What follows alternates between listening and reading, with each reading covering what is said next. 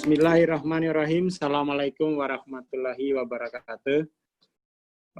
Ini merupakan basic teaching ya dari David R. Hawkins. Jadi sebenarnya akan lebih mudah itu kita mempelajari seluruh buku-buku Hawkins jika kita mempelajarinya sebagai spiritual science, gitu, sebagai kajian spiritual science. Jadi kita tidak bongkar pasang lagi sistem. Jadi dengan memahami spiritual science, sistemnya. Jadi spiritual science itu sistem namanya. Ini sistem. Lalu buku-buku Hawkins itu kan dalam ini sistem, ya, sistem spiritual science. Buku-buku Hawkins itu di dalam sini, gitu. Buku-buku Hawkins itu ada di dalam sistem spiritual science. Lebih mudah seperti itu daripada kita mempelajarinya satu-satu tanpa ada sistem. Lalu kemudian tuh malah nanti bisa kesimpulan antara satu buku dengan buku yang lain bisa tabrakan itu. Bisa tidak koheren kalau kita mempelajarinya tidak pakai sistem. Jadi spiritual science itu adalah sebuah sistem yang dimana objek materialnya itu objek kajian tentang diri, gitu, tentang diri. Itu yang penting dipahami. Nah, mungkin teman-teman akan bertanya, untungnya apa saya mempelajari spiritual science? Untungnya apa? Apa bedanya spiritual science dengan yang bukan sains spiritual, gitu. Jadi ini saya masih ke bawah masih ke bawah gramatikal Inggris. Harusnya itu sains spiritual kalau kita gramatikal Indonesia. Jadi sains spiritual. Jadi kita mempelajari buku Hawkins, saya ulangi, itu dalam sistem sains spiritual, gitu. Enak itu. Tahu posisinya. Ya, nah, mungkin sebelum memutuskan untuk mempelajari sistem sains spiritual itu, maka teman-teman mesti akan bertanya, untungnya apa? Gitu loh. Kalau saya mempelajari sains spiritual, ruginya apa? Maka pada kuliah kali ini, saya ingin menampilkan satu model baru, model tambahan ya, yaitu yang ini. Ini judulnya struktur peradaban. Struktur peradaban. Ini model dibuat tahun 2019 oleh Dr. Bagus Riono ya. Dr. Bagus itu ya guru kami di beberapa kajian psikologis, di kajian psikologi Islam dan di kajian grounded teori, gitu. Itu mentor lah, mentor pemikiran. Nah, jika kita lihat di sini, jika kita lihat bahwa ini kan budaya, ya, ini hukum, ini politik, ini ekonomi. Ini kan dimensi kehidupan, dimensi diri kita, dimensi sosialnya, dimensi eksternalnya, dimensi eksternal. Lalu, kalau kita lihat ini dimensi internalnya. Ini asumsi, nilai, pola pikir, perilaku, itu kan sesuatu yang dari dalam diri kita, sesuatu yang internal. Ini eksternal. Ini sosial, internal itu psikologis, filosofisnya. Itu sisi internal diri kita. Nah, kita kan tentu saja berhadapan dengan masalah eksternal dan masalah internal gitu kan. Masalah internal apa? Misalnya ya cemas, ya ada kurang motivasi, kurang puas dengan kehidupan saat ini gitu. Sudah kaya tapi masih belum bahagia. Terus apalagi tidak ada pencapaiannya, nggak ada aktualisasi, tidak mampu aktualisasi diri ke sini. Itu persoalan-persoalan internal, tidak bermakna hidup itu, meaningless. Itu persoalan-persoalan internal. Persoalan sosial misalnya, pengangguran, kita udah lama nganggur, bisnis nggak jalan, ada kerugian secara finansial, ya toh? Jadi di mana sains spiritual pada dua ini? Jadi sains spiritual itu akan menerangkan kalau di sini ada masalah, bagaimana penjelasannya? Kalau di sini ada masalah, bagaimana penjelasannya? Tanpa memakai sistem sains spiritual, kita mungkin akan terus mengulang-ulangi persoalan tadi. Gitu. Jadi sains spiritual kepentingannya apa? Dia akan menerangkan kenapa di sini ada masalah, ya, kenapa di sini juga ada masalah. Bagaimana kemudian menyelesaikannya? Itu kepentingan praktis. Kepentingan praktis dari kenapa kita mesti belajar sains spiritual gitu. Setidak-tidaknya dia sebagai cara berpikir baru, kerangka kerja konseptual untuk menyelesaikan masalah eksternal dan internal. Itu enaknya kita belajar sistem dari sains spiritual sebagai kerangka kerja konseptual. Sebagai kerangka kerja konseptual untuk penyelesaian masalah. Setidak-tidaknya itu dulu. Lalu mari kita lihat hubungannya antara internal dan eksternal. Ini hubungannya ini begini. Internal itu menentukan eksternal. Kalau cara bacanya ini adalah asumsi itu menghasilkan nilai-nilai. Nilai-nilai itu kemudian menjadi pola pikir. Pola pikir itu menjadi perilaku. Perilaku itu akan menjadi karakter atau budaya. Ya, budaya inilah yang menjadi landasan hukum. Landasan hukum. Hukum itu nanti ngatur politik. Atau politik itu nanti yang ngatur ekonomi. Ya, jadi keputusan untuk ekspor impor itu kan keputusan politik gitu. Ada unsur politiknya di dalam.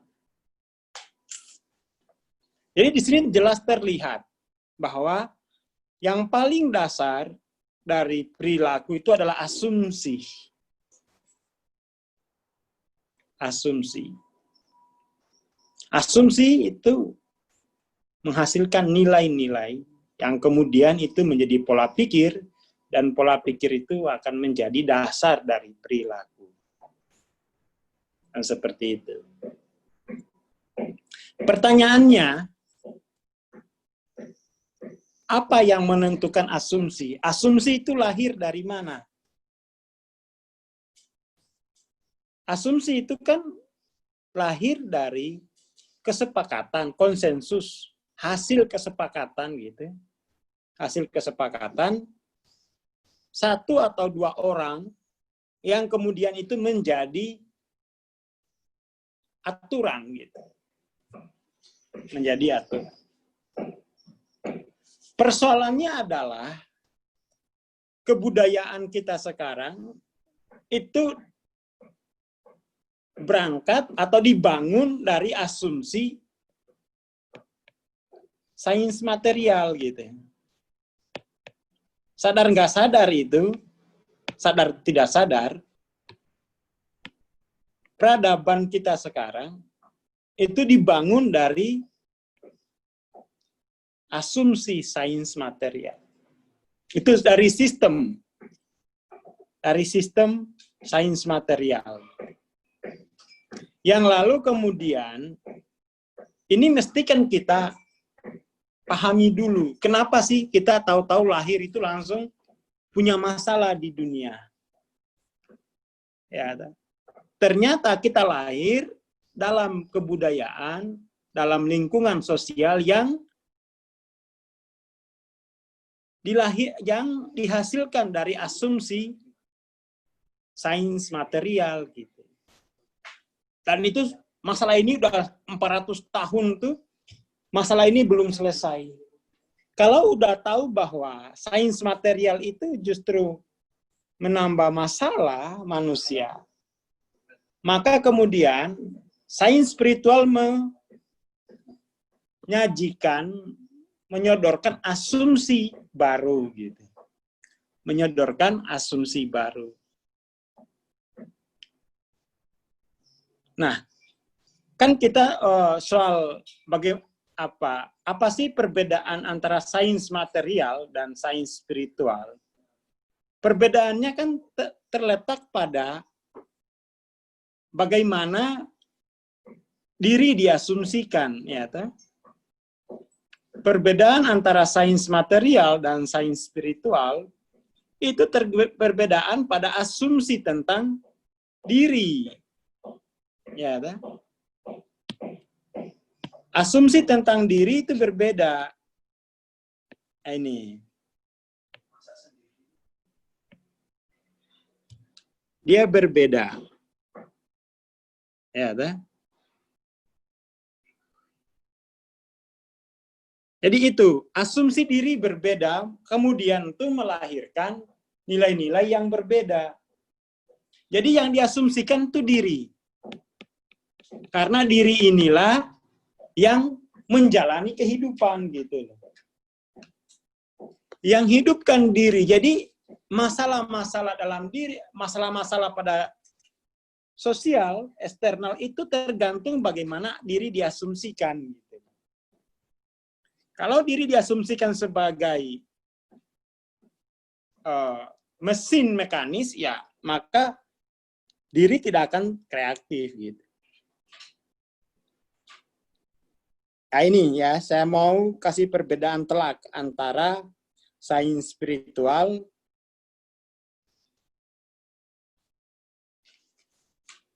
dan sains material gitu.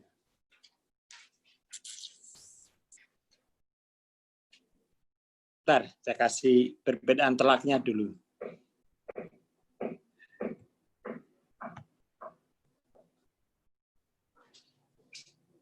Jadi asumsinya itu berbeda ya antara sains spiritual dan sains material. Nah ini perbedaan antara sains spiritual dan sains material gitu. Sains spiritual basisnya itu adalah consciousness, kesadaran, sementara sains material itu basisnya intelijensi, pikiran, kecerdasan pikiran, dan ini kalau ini kesadaran. Itu basisnya ya. Terus kalau objeknya itu diri, tetapi diri secara spiritual. Diri spiritual. Di sini objeknya itu diri, tapi diri yang hanya materi tok. Seperti itu. Lalu kemudian tujuannya apa? Sains material itu membuktikan gitu. Untuk membuktikan kebenaran, sementara sains spiritual dia mengkonfirmasi kebenaran karena kebenaran itu sudah ada dalam dirinya. Jadi tinggal dikonfirmasi saja. Jadi tidak ada keraguan tentang kebenaran itu. Sementara sains material dia berangkat dari keraguan-raguan. Makanya dia ingin buktikan, ya. Ini perbedaan nih, perbedaannya. Kalau sains spiritual dia tidak berangkat dari keraguan, tetapi dia berangkat dari tujuan untuk mengkonfirmasi kebenaran dalam dirinya. Prosesnya adalah proses pembuktian itu lewat proses thinkingness. Lewat proses berpikir thinkingness. Nanti dibahas di kajian lain ya. Sementara sains spiritual dia tidak lewat thinkingness, lewat consciousness. Kemampuan untuk memverifikasi, mengkonfirmasi langsung dalam diri. Nah, asumsinya apa? Asumsinya diri sama dengan mesin mekanis. Lalu kemudian kalau sains spiritual, diri itu adalah sistem organis. Nanti kita akan bahas nanti di kuliah selanjutnya. Kita ambil per poin. Sementara nilai-nilainya apa? Sains spiritual menekankan kepastian, karena ini dalam rangka menjawab keraguan-raguan. Maka keraguan itu harus dijawab dengan kepastian. Sementara sains spiritual itu nilai-nilainya toleran dengan ketidakpastian. Kenapa? Karena sudah ada dalam diri, ya, tinggal kemudian informasi yang dicari itu apa, ya, artinya di sini tergantung tujuan masing-masing. Mau mengkonfirmasi kebenaran apa dalam diri, ya, jadi bukan kepastian, tetapi dia uncertainty. Uncertainty itu kadang-kadang bukan ketidakpastian ya. Sebenarnya itu lebih ke arah proses konfirmasi itu kan tidak untuk memastikan, tetapi dia untuk apa ya? Jadi untuk memperluas proses kesadaran. Pola pikirnya linear gitu. Linear ini cenderung dogmatis. Sementara sains spiritual dia non-linear pola pikirnya dan pragmatis. Pragmatis itu punya kepentingan praktis. Ada tujuan, jadi dia bisa dibuktikan, dia bisa punya manfaat praktis gitulah. Jadi non-linear itu punya manfaat praktis. Perilakunya sains spiritual itu dia harus kreatif, eksploratif. Nah ini yang berhubungan dengan uncertainty tadi. Karena harus kreatif dan eksploratif, maka dia tidak boleh terpaku pada upaya untuk mencari kepastian. Kalau sesuatu yang sudah mencari kepastian, itu tidak kreatif, tidak eksploratif. Ya, sementara sains material itu perilaku memahami perilaku itu cukup adaptif, reseptif aja gitu. Itu perbedaan telaknya. Dan jelas-jelas di dalam kehidupan kita bahwa menerapkan sains material, sistem sains material kepada diri kita, itu kan membawa masalah terus-menerus. Kenapa? Perilakunya adaptif, tidak kreatif, tidak eksploratif. Pola pikirnya dogmatis, artinya ikut kata orang, gitu loh. Bermanfaat, tidak bermanfaat, pokoknya yang penting ikut. Tapi kalau pragmatis, dia mesti ada kemanfaatannya yang praktis, yang nyata, gitu loh. Jadi di sini kita udah bisa melihat nih, mana yang lebih menguntungkan. Sains material cocok untuk membahas teknologi. Teknologi materi, bukan teknologi manusia. Sementara sains spiritual cocok untuk membahas evolusi diri. Masalahnya adalah orang-orang tidak sadar dalam memahami dirinya, dia menggunakan sistem sains material. Akhirnya kacau. Tidak kreatif. Hanya adaptif saja. Harusnya ini dia bergerak di dalam sistem sains spiritual. Apa yang dipelajari? Kalau gitu, harus belajar apa saya kalau mau memahami sains spiritual? Pelajari Hawkins. Pelajari karya-karya Hawkins. Gitu. Seperti itu. Karya Hawkins apa aja? Nah, ini kita kebetulan, ya kita punya komunitas, David R. Hawkins Study Group Indonesia, itu spesialis ya mengkaji ya pengembangan diri berbasis consciousness. Tokonya adalah Hawkins gitu. Jadi mesti teman-teman kalau mau belajar sistem spiritual science itu harus mempelajari peta kesadaran, map of consciousness dari A sampai Z. Dan itu kita ada komunitasnya gitu. Nah, teman-teman yang sudah membeli buku Letting Go, Power Force, atau buku-buku Hawkins yang lain sebentar lagi, Transcending Level of Consciousness, itu kita akan bahas dalam sistem sains spiritual ini.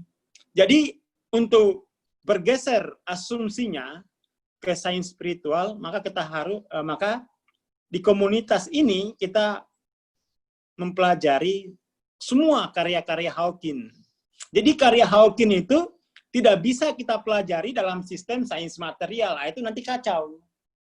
Karya Hawkins itu mesti dipelajari dalam sistem sains spiritual, itu baru klop.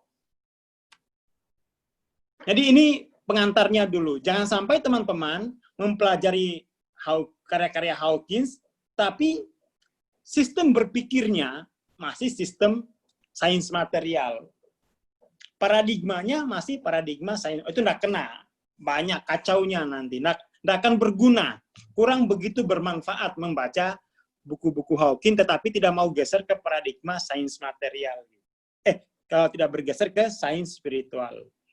Mungkin ini dulu pengantarnya. Jadi ini pengantar awal ya, sebelum teman-teman, atau sebelum kita memulai beda buku David R. Hawkins. Entah itu beda buku Power Force, atau beda buku Letting Go, atau seluruh buku-buku Hawkins, kalau tidak dikaji dalam perspektif sains spiritual, itu tidak kena dia.